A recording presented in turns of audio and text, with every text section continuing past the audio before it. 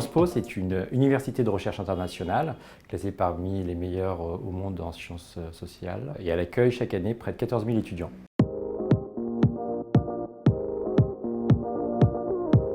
À Sciences Po, on n'a pas besoin d'encourager la vie associative parce que les étudiants sont les premiers moteurs de cette vie associative. On compte à peu près 275 associations et initiatives étudiantes chaque année. Et c'est quelque chose qu'on retrouve, cette appétence en tout cas pour la vie associative, dans les lettres de motivation des candidats à l'école. Ils ont envie de découvrir ce bouillonnement de la vie associative où chaque année on a près de 1500 événements étudiants et des activités tous les jours sur l'ensemble de nos campus.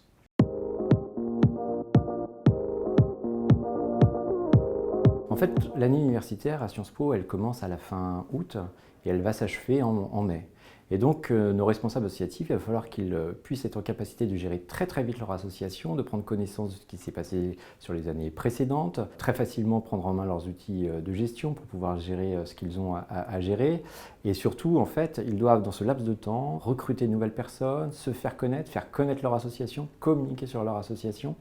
et puis aboutir sur leur projet. Et puis préparer la transition des personnes qui prendront leur suite. Et donc du coup, notre réflexion, elle est quel outil peut permettre à ces responsables de pouvoir en fait s'alléger de ce travail, en tout cas les accompagner dans tout ce qu'ils vont devoir avoir à mettre en place.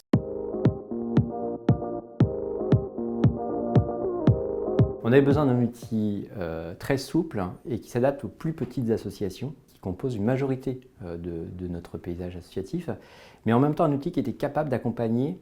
notre vingtaine d'associations qui gèrent des budgets importants, qui ont besoin de faire des paiements en ligne, de gérer de gros événements. Donc il fallait trouver cet outil un peu tout-terrain qui est capable de s'adapter aux petites structures comme aux plus grosses. Très vite, AssoConnect s'est rapidement imposé comme un acteur phare parce qu'il permettait à la fois de concilier la gestion de sa comptabilité, la gestion de ses membres, des outils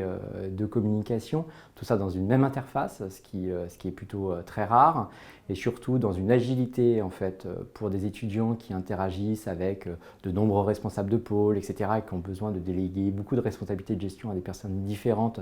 et de ne pas tout centraliser dans les mains d'une même personne, et donc ça le permettait.